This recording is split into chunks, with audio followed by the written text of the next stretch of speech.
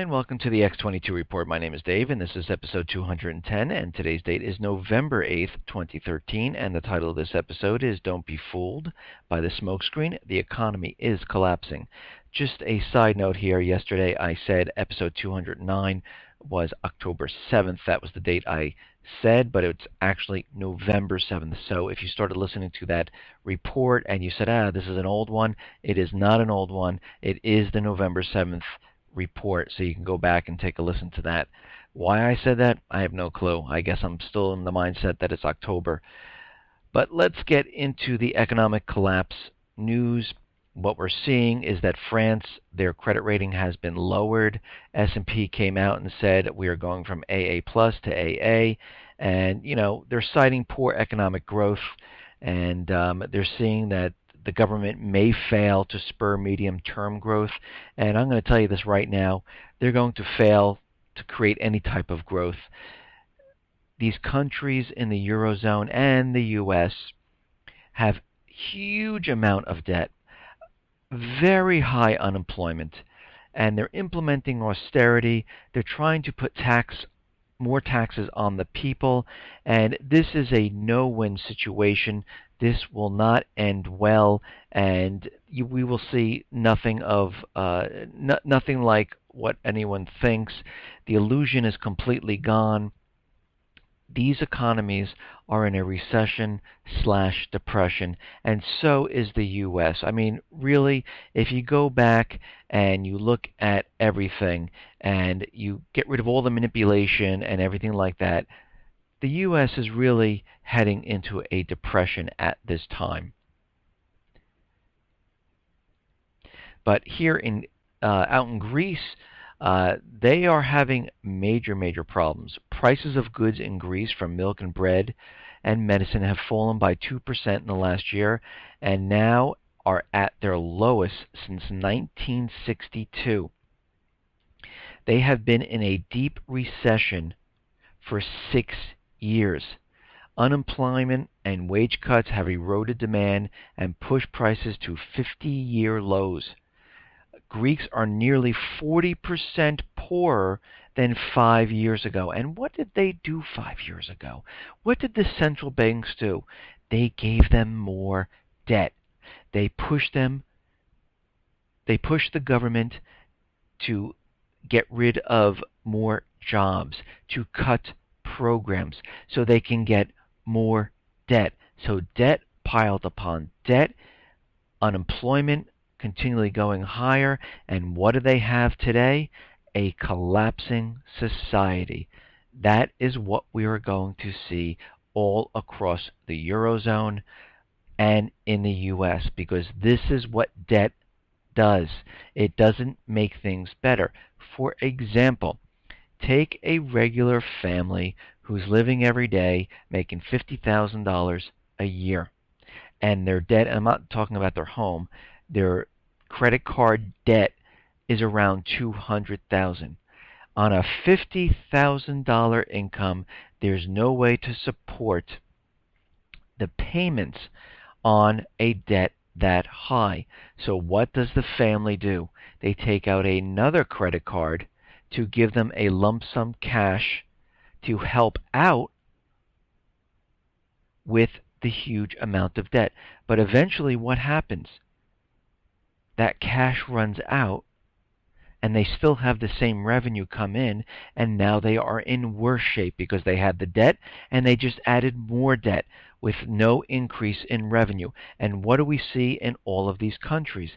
The same exact thing. In Greece, debt, another bailout, debt, let's cut people from work. So they have higher unemployment, less revenue coming in. Now we need more debt. Now we have higher interest payments. We have to cut more jobs. We have less revenue. Nobody's working. But we have these huge payments. It cannot be sustained. There is no way out. Here in the U.S., it is happening the same exact way. Just think about it for a second. The amount of people who are working, the amount of people who have part-time jobs, and the amount of debt the United States has. as the debt continually rises. And if you notice, the debt is going up faster and faster and faster. I mean, just take the time from 1913 to 2008, and then take the time from 2008 to 2013. From 2008 to 2013, the debt has increased by $8 to $9 trillion. And when President Obama took office, it was at something like $9 trillion. So from 1913 all the way up to 2008, the debt was $9 trillion. From 2008 to 2013, it rose another $8 to $9 trillion, and it's expected to go much, much higher. And as soon as the government reopened, they put on, what is it, between $3 to $400 billion, just like that, and it's continually, and right now they do not have a debt ceiling, so they have a credit card with no limit. And you know what happens with a credit card with no limit. They just keep putting things on there. Okay, so what else are we seeing around the world? Well, we understand that most of the countries have a huge amount of people in poverty.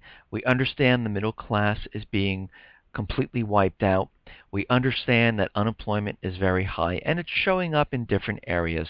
It's showing up in retail sales, it's showing up in housing, and now it's showing up in fast food. McDonald's right now is saying that their sales have missed estimates. And McDonald's Corp reported lower than expected comparable restaurant sales for October as their sales have fallen. And what they expected that October would be around 0.5%, but the growth was below the average analysts estimated at 0.6%. So we can see what is happening here, that the people just can't afford anything right now. And this is what we are seeing. And if we look at the payroll, and this came out today, the October payroll, they were expecting the unemployment to be much, much different than what happened. They expected 120,000, and it was nearly double that of 204,000. And the unemployment rate went from 7.2 to 7.3%. So what are we seeing here? We are seeing that 932,000 Americans dropped out of the labor force in October. This is a huge amount of people. And the labor force participation rate plunged from 63.2% to 62.8%. This is the lowest since 1978. And right now, this was the third highest monthly increase in people falling out of the labor force in U.S. history.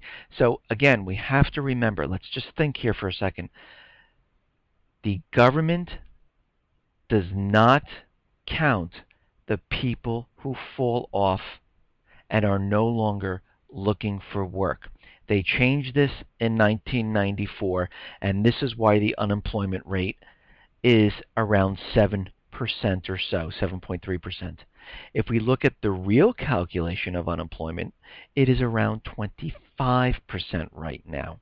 And this is the huge difference. And just to let you know, if we keep this pace up right now, of this many people falling off the labor force, it will surpass the working Americans in 4 years. So we will have more people out of work than people are actually working in 4 years if this keeps up. And the trend right now is headed that way. And guess what? The globalists, the elite, the central bankers, the U.S. government, they understand this. They understand what is going to happen here. They understand, and we know they understand, by their actions. What have they been doing? They have been implementing more taxes. They have been implementing more laws like FACTA. They have been creating capital controls in banks where you can't move money out of the U.S. They are going after people who have dual passports, dual citizenship, who are working outside of the United States in another country. They want their money. If you want to leave the U.S. and turn in your passport and you're no longer a citizen, there's a bill on the books right now to tax you 30% of your wealth. So they are scrambling to prop up their revenue stream because they understand the amount of people that are actually going to be working is dropping dramatically every year. And you can only keep the fake unemployment numbers going for so long. Now, last month, a whopping 623,000 full-time workers lost their jobs in October. What does that is a huge amount of people who are not working right now. But where are the jobs? Like where from all these full-time jobs, and in my other reports I continually let you know the layoffs and what huge companies are laying off, and I kept on saying once these positions are gone, these positions are gone for good. They are not hiring anymore. So these people who lost these jobs have to go find work someplace else. And what we're seeing is that leisure, hospitality, retail, and temp help, namely minimum wage hotel workers and retailers, amounted roughly half of all job gains. So we lost huge amount of full-time positions, and we are gaining temp, low-paying jobs at this time. So you can see what is happening right now. Just to show you, leisure and hospitality, it was an increase of 53,000 jobs. Retail was an increase of 44,000 jobs right now. So we can see what is happening right now. Now, if we go and we look at the youth unemployment, the government is saying this is around 22%. And now you know why we're having a problem with student loans. Because people cannot find work. And this is the government figures. If we really look at the unmanipulated numbers, the youth unemployment is around 50%, approaching 50%, very close. So we can see that things are not right. And this is why you see them coming out and saying, we'll help you modify your student loans. We'll make payments a lot lower. Maybe in some cases you will not have to pay, because they're realizing all these kids coming out of school who paid a lot of money to go to school are underwater in their student loans because they cannot find work. It's almost like the real estate market where people are underwater in their mortgages. They bought a house, I don't know, $400,000, and now their house is only worth $200,000, but they got a mortgage for $400,000. It's the same thing that's happening here. These young adults go to school, they come out with a $50,000, $60,000, $100,000 mortgage, and they're working in a temp job making $23,000 a year. They can't make those payments. They cannot move out of their parents' house. They cannot buy a home. So you can see how this is a domino effect that will be affecting everybody. And, it's not surprising right now that the consumer confidence is completely collapsed right now, and it is the lowest since 2011 of December. And it is just awful right now what is going on. But the corporate media is out there, trying to push this as a good thing. And I also saw another interesting article in the corporate media saying that people are not spending money in retail and going out and buying things like TVs, clothing, and things like that. And the way they were spinning it was people are not spending like they used to. Instead, they're saving their money. And I just do not see this at all. From everything that I see, people who are underemployed or unemployed are not saving money. They are just getting by, and they do not have disposable income where they can go out and just purchase TVs. They can go out and buy video games. They can go out, and purchase a brand new car if you do not have the income, and especially with housing, and especially with the amount of people that have, hurt their credit rating from housing and losing their jobs and not paying credit cards. There is no way that people can actually you know, go out and buy things. And it's amazing how the corporate media is spinning everything just to make people believe, to put up this smokescreen that everything is okay and we are still recovering. Okay, now I spoke a lot in the past about Obamacare and what Obamacare was all about. And I said in my past reports that the way it was really developed was, Obama went to the insurance companies and they said, "Listen, I'd like to create this fantastic program where everyone can get insurance." And the insurance company says, "No problem. This is what we have to do. We will raise the premiums and the deductibles for everyone. But the only way it's going to work and it's going to pay out for us, the insurance companies, is that we need everybody in. We need everyone to take the new plans. They cannot keep the old plans. It will not work that way. So how are you going, President Obama, how are you going to make everyone take a new plan from the exchange?" Obama said, "Oh, no problem. What we'll do is we'll just force everybody. We'll put a penalty. We'll put a tax on the people. And this way they'll be forced to do it because no one wants to be paying more taxes. They'd rather have health insurance. Yes, this is the perfect plan. And for those businesses that don't give it to the employees, we'll penalize them too." And the insurance company says, "This is fantastic. This is great. Everyone will be in. Our profit margin, woo, oh my God, we'll be making tons of money off of this. This is an incredible thing. Plus, with the deductibles so high, we will not have to pay out hardly any insurance to people because they have to meet these high deductibles first. This is incredible. And guess what? The deductibles reset year after year. So this is incredible. And guess what? President Obama, you can use this as a great program for every single American, showing them that you care about them, that you're going to give them insurance, and no one will be the wiser. And you can put other stuff in that, document of 3,500 pages, and no one will even read it. It's fantastic. This is great. Oh, there's one problem. What about the military? What are we going to do with them? President Obama said, "Don't worry about this. I'll handle this." And what he did right now is he is tripling the fees on the military health insurance program called TRICARE, forcing the military, forcing veterans out of the program and forcing them to go to Obamacare, the exchange, or the Affordable Care Act. It's the same thing.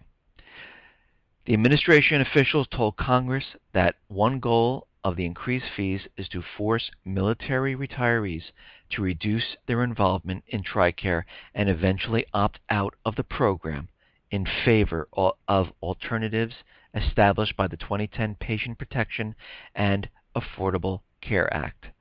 You can see what they are doing. They are doing this on purpose.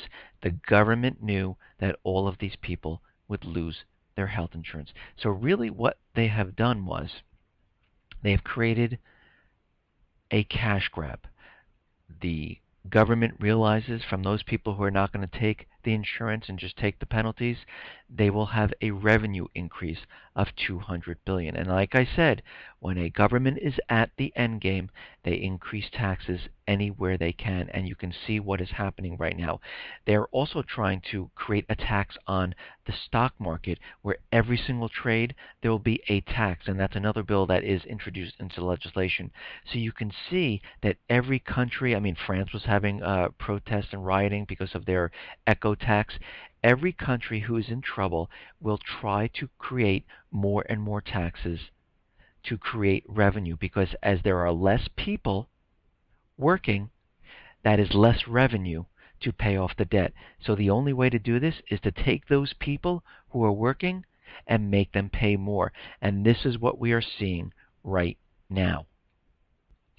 Now, to prepare for all of this, we see many things happening. We see DHS buying, billions of rounds of bullets, buying armored tanks. There's a report in Canada that they've already started buying tanks to do the same exact thing. In Europe, they're creating their Eurozone armed forces, just like DHS. Right now, we see TSA wants to be armed. They want to put them not just in the airports, they want to put them in the malls, the train station, sporting events, and we are seeing this all over the place. And we are seeing that they are pushing to have drones in the air because this will make it a lot easier for them to spot and to control the people. And especially when the drones are armed, it will make it a lot easier for them to control an area. So right now, the FAA proposes widespread drones in the U.S. airspace by 2015. So that means we'll have drones flying around all over the place. And they are trying to push this through, and they are right now, they're selecting 6 possible drone test sites will be selected out of 26 proposed ones by the end of 2013 to test all of this. And someone came up with how many drones will be flying in the air, and they're estimating about, once this all goes live, about 7,500 drones to invade the skies over America. Now, some of them will be commercial and some will be controlled by the DHS.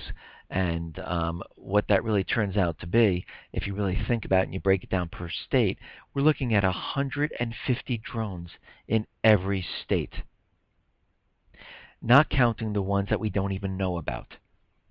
So at this point, you can see the control that they're trying to put in place because they realize they have a short window here because they understand the economy is falling apart and collapsing at this time. And they understand this, and what they're trying to do is increase the funding to DHS, increase the funding to TSA, and increase the FEMA funding.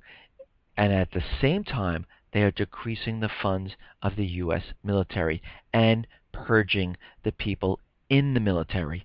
And what we're seeing right now, Obama's administration's defense policy chief Miller, under Secretary of Defense Chuck Hagel, on Friday, is leaving his position. So this is another high-level departure at the Pentagon, and you can see there are just many of these happening right now. And what I've said in previous reports, they are trying to purge the military. This will allow them eventually to disarm the people of the United States because their end goal right now is to get rid of this pesky Constitution. And in the past, what we've heard is Mayor Bloomberg, Harvard professors, and others saying that this Constitution might be out of date at this time, and maybe we should look into replacing it. And this is their end goal, to get rid of it. And the only way to do this is to remove the weapons from the people, because when the people are not armed, what are they going to do to stop them from removing the Constitution and getting rid of it? And we can see they're already on that track to do this. The NDAA, the Patriot Act, all the other HR bills that they put out there that attack the First Amendment, the Second Amendment, the Fourth Amendment, the stop and frisk in New York City. I mean, there are just so many of these laws out there. It is absolutely ridiculous. And we can see where this is all completely heading. Now, we know that Saudi Arabia is looking to acquire a nuclear weapon. And for some reason in my head, I was thinking the other day, and I meant to mention this in my other report. Let's just think about this for a second. Saudi Arabia has no problem acquiring an atomic bomb. Iran, who they've been saying for over 25 years, close to 30 years, I guess, right now, since 1979, whatever that calculation turns out to be, they've been saying Iran is, close to developing a nuclear weapon, and they're about 3 to 5 months out. And this has been going on for a very long time. So what happened was the United States went and said, you know what, we're going to put sanctions on them. We're going to squeeze them until they, give up their nuclear program, and this is what we're going to do. But Saudi Arabia, which is another Middle East country, can just acquire an atomic bomb. So you have to ask yourself, what's the difference? The difference is Saudi Arabia uses the U.S. dollar as a reserve currency. They have a private Western central bank. The United States has a puppet government in Saudi Arabia right now. Syria and Iran do not sell their natural resources using the U.S. dollar as a reserve currency, and they do not have a private Western central bank in their country. Neither does Russia, neither does China, neither does North Korea, and many other nations. Any country that does not have a private Western central bank and not using the U.S. currency as the reserve currency is an enemy to the globalists, the elite, the central bankers. So you can see what is really going on here and why this is happening. Now, there are peace talks now with Iran, and this is a complete smokescreen. They want the people around the world to believe that they really want peace. But before this happened, long before the nuclear deal was talked about or anything, the U.S. was quietly lifting some of the financial pressures on Iran. The Obama administration began softening sanctions on Iran after the elections of Iran's new president. Now, why? And I said this in my other reports. Why did he do that? Because Iran is joining the BRIC nations. This is what they're in the process of doing right now, where they might have already finished the process. And once they are in, the sanctions will not work anymore. And this is why they are using this smokescreen to show that they really want peace and it's all about their nuclear weapons. And we have to understand that Obama's strategy was to squeeze Iran's economy until Iran would be willing to trade relief from sanctions for abandoning key elements of its nuclear program. And Obama, he's pressured Iran through isolating the country's banks from the global financial sector, the networks that make modern international commerce possible. And that was his main goal. But he realized, and the administration realized, that this will not be possible. So they understand what is happening. So under the pretense of easing sanctions and going along with peace and this is what we want, it is an illusion. It is a smokescreen to make people believe that this is actually happening. So what does Iran want? Well, Iran has told Western powers that it wants them to consider easing oil and banking sanctions during the first phase of the nuclear deal they agree to. And right now, Ralph Peters, a retired lieutenant colonel, is out there saying that Iran is losing nothing in the peace deal. They are giving up nothing. And what he went on to say is, based on the details we know thus far, the Iranians give up nothing. They destroy no centrifuges. They reverse no processes. They take a brief time out while we loosen sanctions enough to rescue their collapsing economy. And Prime Minister Benjamin Netanyahu has told reporters that Iran got the deal of the century and the international community got a bad deal. And we can see how this is playing out. They are making you believe that this is in the best interest and that they are going for peace, but they are not. And Netanyahu is urging U.S. Secretary of State John Kerry not to rush in and sign the deal with Iran. But all of this, right now, is completely a complete setup for what is coming. And I'll explain this as we go further into this. Now, at the same time that Iran and the U.S. are talking about peace and about their nuclear weapons, Israel comes out and says that Iran just put up a video on how they're going to strike Israel and how they're going to use their nuclear weapons to strike Israel. They're going to strike the cities, the IDF base, headquarters. And they went on to say, this is what they're really planning to do. So what we see right now is that the U.S.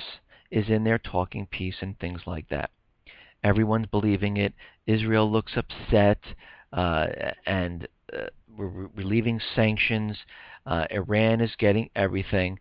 And how can they spin this? Well, Iran didn't have to remove anything.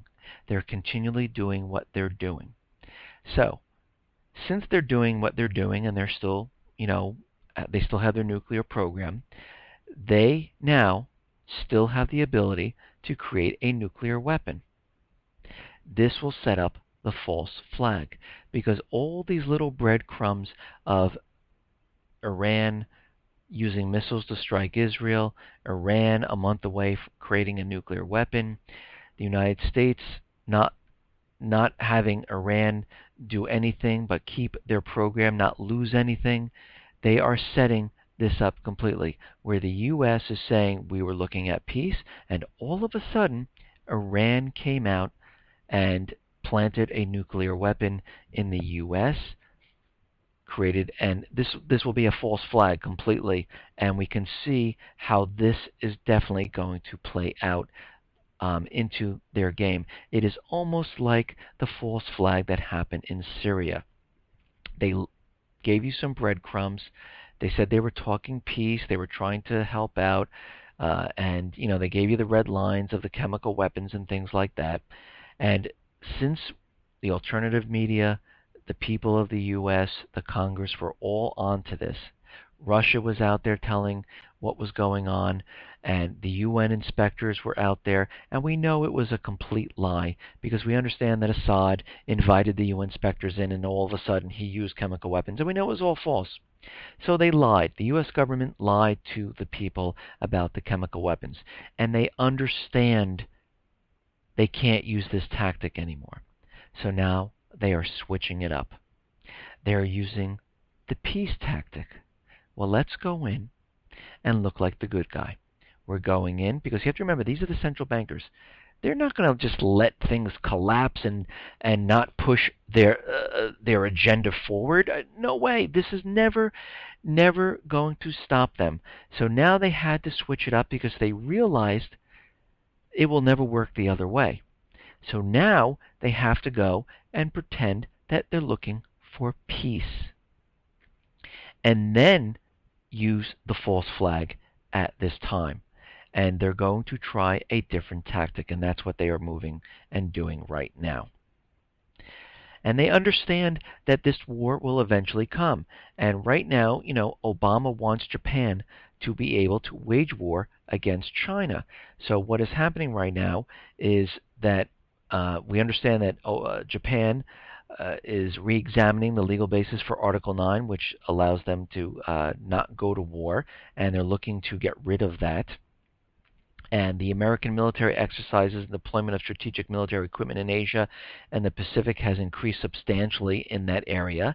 The United States will begin flying long-range Global Hawk spy drones from a base in Japan. Surveillance flights will begin in the spring of 2014, and reportedly will primarily target North Korea and China. Additionally, the U.S. will construct a new radar system in Japan for its missile defense system. And I've talked about this before. A new generation of U.S. military equipment is being deployed in Japan, including the new P-8 anti-submarine planes, reportedly making the first use of the aircraft outside of the United States and will be used in Japan. And right now, the United States has substantially increased its military involvement in Asia to counter China's increasing economic and military power in that region. And right now, Japan is positioning missiles on Miyako Island and Okinawa in that area. And they are doing this for a huge military drill, and it is unsettling to Beijing. And they have four more missiles were due to arrive on the mainland of Okinawa on Thursday, and it's not clear how long they were going to stay. And this reminds me of when the United States brought in training equipment to Jordan, and they were having drills there, and they left the equipment there because they knew they were going to, guess what? Strike Syria.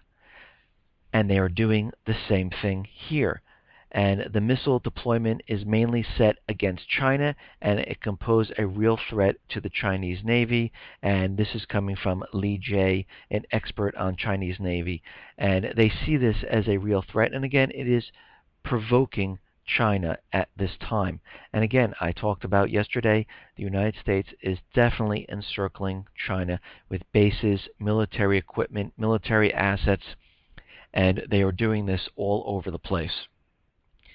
Now, experts have been reporting that because of the NSA surveillance, it has weakened cybersecurity all over the place. And the reason for this is for the NSA to spy on all of to spy on phone calls, emails, the stock exchange, banks, companies, Google, Yahoo. They had to create and open a passageway, a back door for them to get in.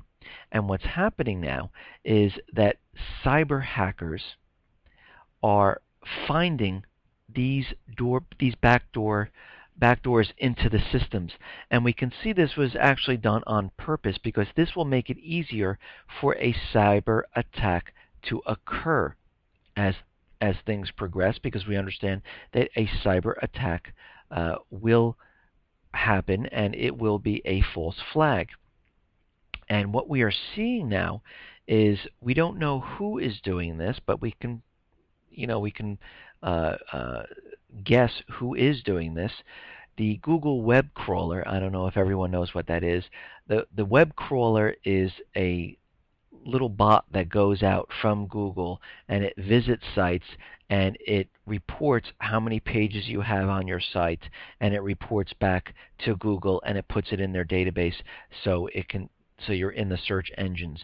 So these little bots go out all the day, and they're all over the place, all over the internet, searching and indexing your site and recording all the pages and things like that. And they have different bots that do different things.